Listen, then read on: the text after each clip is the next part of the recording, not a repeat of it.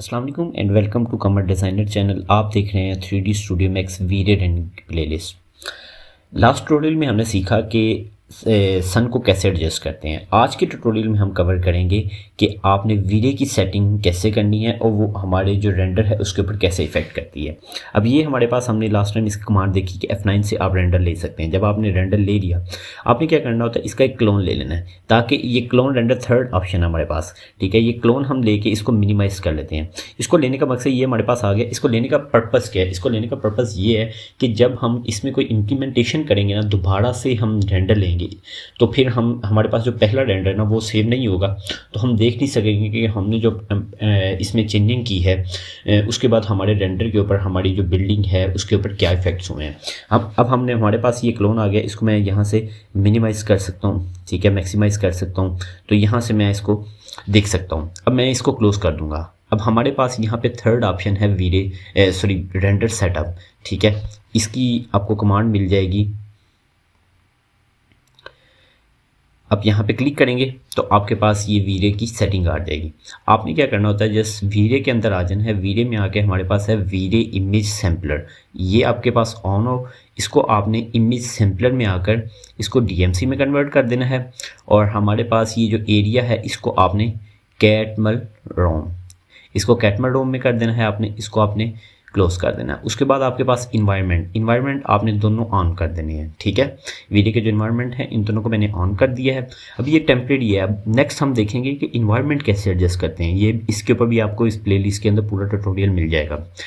अब आप colour mapping में आ जाएंगे। कलर मैपिंग में आने के बाद आप इसको लीनियर को जो है आप यहाँ से एक्सपोनेंशियल कर देंगे। ठीक है, और सब पिक्सल को ऑन कर देंगे, क्लैम्प आउटपुट को ऑन। सब पिक्सल मैपिंग क्या है कि जब आप रेंडर लेते हैं ना तो वो आपकी जो इमेज होती है, अगर आप इमेज की बात करें, इमेज के भी पिक्सल्स होते हैं। ठीक है, पिक्सल्स ये होता है कि वो उसको कितने पॉइंट्स पे साफ़ कर रहा है। अगर आप 8 पिक्सल सेलेक्ट कर रहे हैं ना तो आपकी इमेज को 8 पॉइंट में डिवाइड करके ना वहाँ पे साफ़ करेगा। अगर मैं इसको 32 पिक्सल्स कर दूँ तो इसका मतलब ये है कि वो 32 पार्ट्स में इसको डिवाइड करेगा, फिर उसकी रेंडरिंग करेगा। अगर मैं इसको जितनी बढ़ाता जाऊँगा ना उतने सब पार्ट्स के अंदर, सब चंक्स के अंदर उसको डिवाइड करता जाता है। उसके बाद उसके ऊपर जो है वो रेंडरिंग करता है। ठीक है, अब कलर मैपिंग के अंदर हमने इसको एक्सपोनेंशियल किया, सब पिक्सल ऑन कर दिया, क्लैम्प आउटपुट को ऑन कर दिया। इसको आप क्लोज कर देंगे। उसके बाद इनडायरेक्ट इल्यूमिनेशन थर्ड ऑप्शन में आप आ जाएंगे। यहाँ पर आने के बाद इसको आप GUI को ऑन कर देंगे, इसको भी आप ऑन कर देंगे। ठीक है, और यहाँ से आपको सेकेंडरी बोनस जो है, इसको सेकेंडरी बोनसेस को आप यहाँ से लाइट कैश में कन्वर्ट कर देंगे। इसको अब आप क्लोज़ कर दें। इरिडियंस मैप में आ जाएं। यहाँ से आप इसको जो है अच्छा, इरिडियंस मैप के अंदर ये जो मैं इसको लो करने लगा हूँ, अब ये लो हाई क्या है? ये है कि जब आप काम कर रहे होते हैं तो आप लो रेंडर के अंदर रख के ना, लो इसका इरिडियंस मैप रख के ना तो आप रेंडर चेक कर लेते हैं। पर जब आप क्लाइंट को देते हैं फिर आप यहाँ से वेरी हाई यानी इसके रेंडर जो है वो सिलेक्ट करते हैं किस पिक्सल तक जाना चाहिए। लो हम इसलिए कर रहे हैं कि वो जल्दी जो है रेंडर होकर हमारे पास आ जाएगा। इसको आप यहाँ से लो कर देंगे। लो करने के बाद आप शो कैलकुलस पिक्सल को भी ऑन कर देंगे और शो डायरेक्ट लाइट को भी ऑन कर देंगे। ठीक है, इन दोनों को आपने ऑन कर दिया, इसको भी आपने क्लोज कर देना। अब आपके पास थर्ड ऑप्शन है लाइट कैश। अच्छा, ये सब डिवीजन, अब मैंने जो अपना रेंडर है ना उसकी एक 1000 तक जो है उसने दी हुई है कि सब डिवीजन इसको करके फिर इसकी जो है रेंडरिंग करनी है। अब आप जब क्लाइंट्स को देते हैं ना फिर तो आप ये 7000 8000 या 2000 प्लस जितनी आपकी एडजस्टमेंट हो एज़ पर ड्राइंग आप इसको एडजस्ट करते हैं। लेकिन जब काम करते हैं तो इसकी वैल्यू हम कम रखते हैं। मैंने इसकी 300 रखी है। शो कैलकुलस पिक्सल को यहाँ पे भी आप ऑन कर देंगे। ठीक है, उसके बाद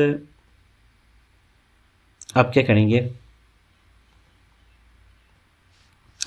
सेटिंग में आके जो हम रेंडर लेते हैं तो एक नोटिफिकेशन आता है, उसको आप क्लोज कर देंगे। ये शो विंडो है, यहाँ पे क्लिक करेंगे। अब आप रेंडर लेंगे। ठीक है, अब आप देखेंगे कि आपके रेंडर के ऊपर इसकी सेटिंग बहुत सी इफेक्ट हुई है। अब आपका रेंडर ज़्यादा बेहतर हो चुका है।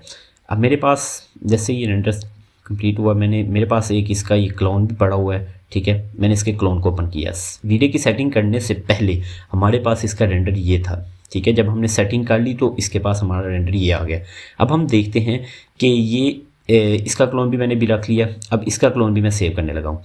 इसका क्लोन भी मैंने नीचे रख लिया, इसको मैं क्लोज कर देता हूँ। अब हम इसके जो है कैमरा की थोड़ी सी सेटिंग करते हैं, थोड़ी सी एडजस्टमेंट करते हैं जिससे आपको और भी क्लियर हो जाएगा। अब मैंने कैमरा के ऊपर क्लिक किया जस्ट। कैमरा पे क्लिक किया और ये इसकी मॉडिफाई लिस्ट होती है किसी भी चीज़ को मॉडिफाई करने की। मॉडिफाई लिस्ट में आ गया तो ये इसका फिल्म गेट, यहाँ से आप इसका जो है ये चीज़ें कम ज़्यादा कर सकते हैं, जो हमने देखा लास्ट टाइम कि आप यहाँ से भी डोली कैम से भी कर सकते थे। ठीक है, उसके बाद हमारे पास ये F नंबर होता है, इसको आप इन एक्सटीरियर में अगर बात की जाए तो कम किया जाता है। ठीक है, इसको मैं अगर फ़िलहाल 6 करता हूँ, आप इसकी वैल्यू कम या ज़्यादा करके चेक कीजिएगा कि क्या इफ़ेक्ट होता है। उसके बाद विग्नेटिंग को ऑफ़ कर दूंगा मैं, और यहाँ से मैं इसको अभी जो है न्यूट्रल कर दूंगा। न्यूट्रल करने के बाद मैं अब इसका एक रेंडर लेता हूँ।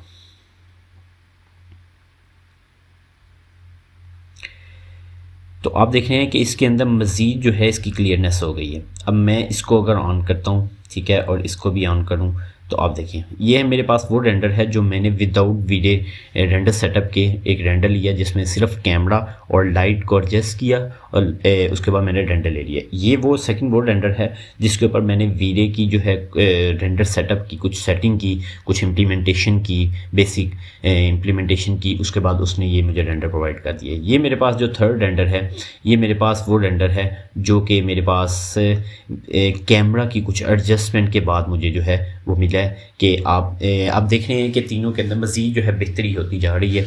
अब मैं बात करूँगा इसके सन की। ठीक है, मैंने अभी ये सारे रेंडर्स को और इसके क्लोन्स को क्लोज़ कर दिया और मैं यहाँ से लास्ट जो रेंडर है, ये मेरा लास्ट रेंडर है, इसका मैंने एक क्लोन बना लिया और अब मैं इसको क्लोज़ कर देता हूँ।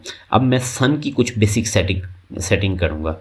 ठीक है, उसके लिए मैं सन के लिए यहाँ पे क्लिक किया और यहाँ से जैसे ही मैंने क्लिक किया तो मेरे पास ये, अच्छा, इसकी बेसिक सेटिंग मैं अभी सिर्फ आपको बताने लगा हूँ। इसकी जो ये ऑप्शन है ट्यूबिलिटी, इसको मैं अभी 2 कर दूँगा। ठीक है, और अब मैं इसका रेंडर लूँगा। इसकी मज़ीद सेटिंग हम एडवांस वीडियो सेटिंग के अंदर भी रीड करेंगे। अब मैं इसको भी ऑन कर लेता हूँ इस रेंडर को, तो आप देखेंगे कि आपके पास मज़ीद जो है वो उसका रेंडर बेटर हो गया है। इस तरह से हम वीडियो रेंडर सेटअप की, इसकी कैमरास की एडजस्टमेंट करते रहते हैं और लाइट की इफ़ेक्ट्स चेंज करते रहते हैं, जिससे हमारा रेंडर बेहतर होता जाता है। नेक्स्ट ट्यूटोरियल में हम सीखेंगे कि अगर हम इसके ऊपर कोई मटेरियल इंप्लीमेंट करते हैं तो उसके बाद ये जो हमने रेंडर, अभी आपने देखा होगा लास्ट रेंडर के अंदर आपको लाइट ज़्यादा तेज़ लग रही होगी, तो जैसे मटेरियल इंप्लीमेंट करते जाते हैं तो वो कैसे इफ़ेक्ट करते हैं। मटेरियल क्रिएशन की तरफ हम मूव होंगे, उसके बाद फिर दोबारा से हम इन सेटिंग्स को एडवांस लेवल में सीखेंगे। अल्लाह हाफ़िज़।